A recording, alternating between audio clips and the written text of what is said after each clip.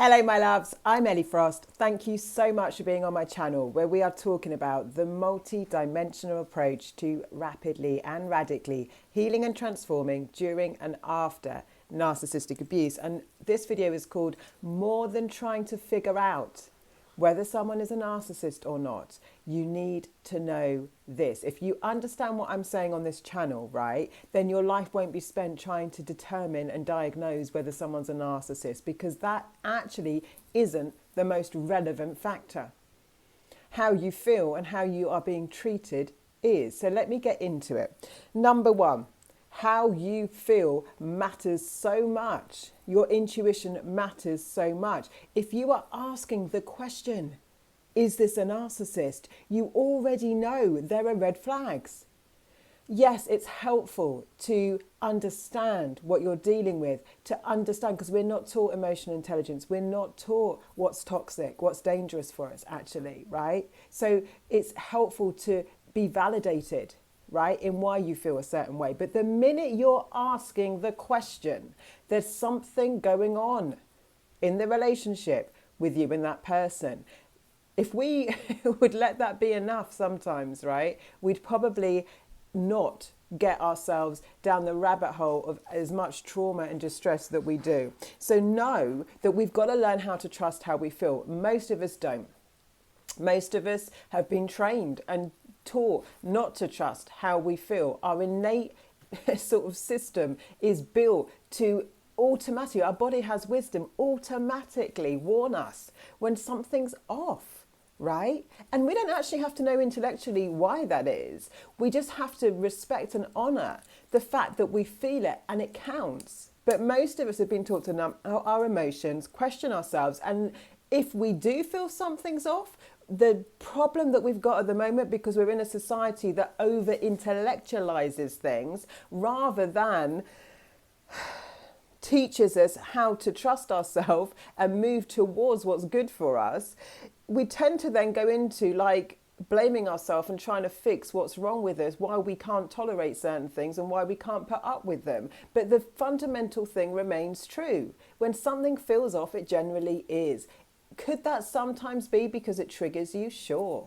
Someone might remind you of a parent or a bully or someone that you've encountered before. So the message might be that you've got some healing to do, but nonetheless, being around a person who reminds you of that is going to put, until you're healed, is going to put you into your sort of submission to them in the old pattern until you come into someone, if you can, and heal. Because even if you say, well, it's my trauma and it's my triggers that are making me kind of allow this or behave in this way, you're going to act on autopilot to people who remind you of people who have hurt you and abused you before, until you heal the wound, claim your sovereignty and learn different behaviors and boundaries and standards, right, which I'm going to get into on this. So I did make a video a few days ago talking about how to build trust in relationships, right?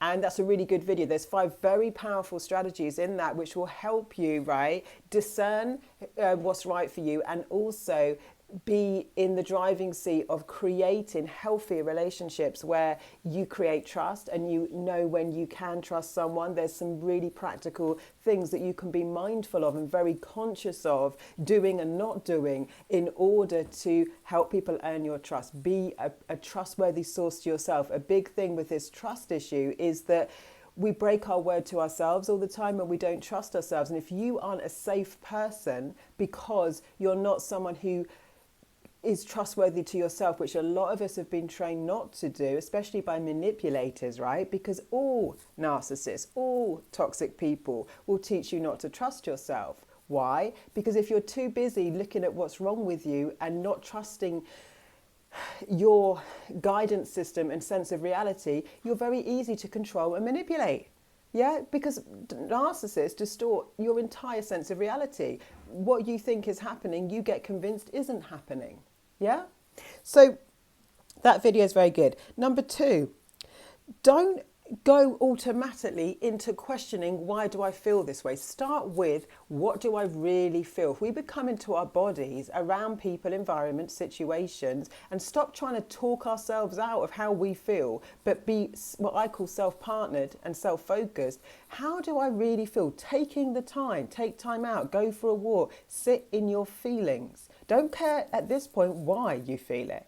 How do I feel around that person? How do I feel around those people? How do I feel in that situation?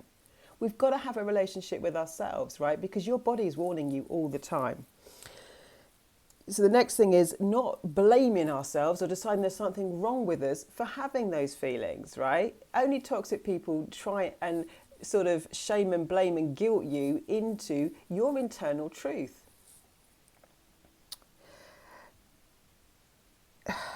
Another thing is this kind of, I'm going to get back onto this kind of like talking ourselves out of things. So in toxic dynamics, it's not all bad. The reason you're so confused around narcissists, we all are in toxic environments, is because there's some really good things going on too. And that's where the gaslighting and the confusion comes in, right? So we have been taught some things in our society, like give everyone the benefit of the doubt. That's fine for healthy people, but we still have to know that evil exists on the planet, and there are some really dark energies. There are some predators that they don't need the benefit of the doubt, because the further you go down the rabbit hole with certain types of people, the worse it will definitely get for your mental health, emotional health, and your energetic well-being. So actually, I don't think it's healthy to project our empathy on everyone, our good hearts on everyone, and give everyone the benefit of the doubt. Nor do I think it's healthy to assume the worst. I think both of those are extreme strategies that are not helpful. What I think it's helpful to do is observe, be discerning, take your time in relationships, and honour how you feel along the way. Because even if your reaction is coming from a childhood wound or something unhealed, being in an environment with someone who's constantly triggering that is not going to be good for you, right? So go off and do your healing, and then see who you attract, because you're going to attract healthier people from a more healed space. But nonetheless, exasperating a wound isn't the quickest way to heal it. In fact, it's the quickest way to get even further into trauma.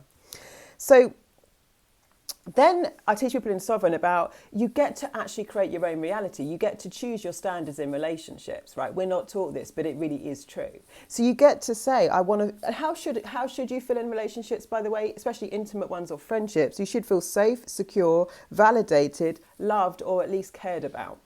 So if you said, well, do I feel safe here? Am I emotionally safe? Emotional safety is a very important thing, right? Do I feel secure? Do I get into real insecurity and anxiety around these people? Do I feel validated? When I say something, does it matter? Or am I just talked down or shut down, or, you know what I mean, kind of talked out of not feeling how I feel or not observing how I feel? Am I actually validated here? Do I feel loved or cared about? Very simple questions. Do I feel safe, secure, validated, loved or cared about? If those aren't present in a close relationship, I would say change your standards in life. And look, can people mess up? Absolutely. Do they know what they're doing a lot of the time? Also true. We tend to, and I did it my whole life, think they don't mean it. They don't mean it. They don't know that they're causing hurt. Unfortunately, what I've had to find out the hard way is a lot of time they do, right? And why do they do it? Because especially for empathetic people, it kind of trains us into submission, so we become what people want us to be. A narcissist will always change you into what they need you to be, away from who you really are. And toxic people, manipulative people, you know, they want to plug into your energy, they want to plug into your heart in some way. They're getting something out of it. But if they want to do it in a way that doesn't help you become more of you, I had my Sovereign coaching call at the weekend, and I was saying, like, it's very simple to understand what's good for you, whether it's a coach, whether it's a teacher, whether it's whoever, a person in your life. Do I get to be more of me here? Or are there massive parts of me I have to hold back? That test will get you through life in a whole different way. Because if I don't get to be fully expressed, or at least expanded in this situation, if I have to cut off parts of me, be less than who I am, shut up, you know, hold on, you know, contract down, this is an unhealthy environment for me to thrive.